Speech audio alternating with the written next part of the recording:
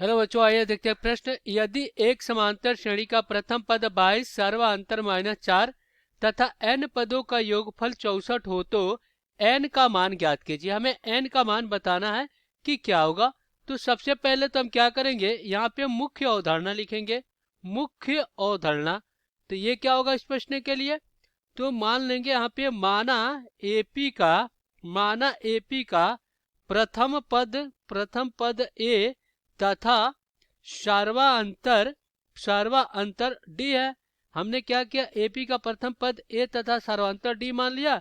तो एपी का एन पदों का योग क्या होता है, एन पदों का योग ये होता है आपका एस एन बराबर एन बटा 2 बड़े कोष्टक में 2a प्लस n माइनस 1 और गुणे में क्या होता है, डी होता है। अब हम क्या करेंगे, दिए गए प्रश्नों को हल करेंगे। तो प्रश्न में क्या दिया गया, प्रथम पद ए कितना दिया गया, 22 दिया गया है। सर्वांतर डी दे दिया गया -4 और पदों का योग यानी पदों का योग एन कितना दिया गया है, 64 दिया गया है। अब हम क्या करेंगे, इस सूत्र का प्रयोग करके एन ज्ञात कर लेंगे। तो ये क्या हो जाएगा, ये हो जाएगा 64 और बराबर में n बटा में 2 और बड़े कोष्टक में क्या हो जाएगा 2 गुणे ए कितना आपका ये 22 है और प्लस n माइनस 1 और गुणे में कितना ये है -4, ये कोष्टक में कोष्टक बंद।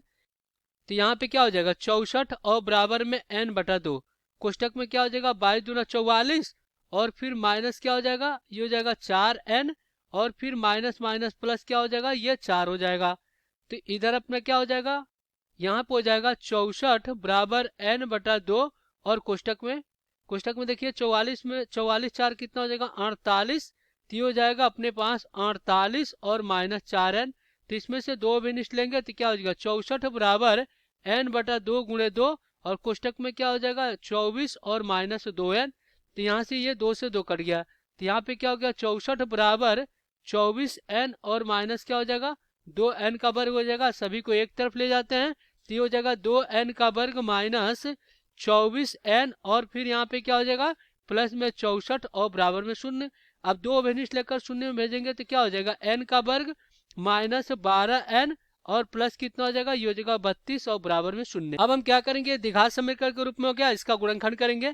तो इसका गुणनखंड करने के लिए मध्य पद का विभाजन करेंगे। इसको इस प्रकार विभाजन करेंगे कि इनका गुणज किसके बराबर आ जाए, प्रथम पद और आखिरी पद के गुणज के बराबर आ जाए।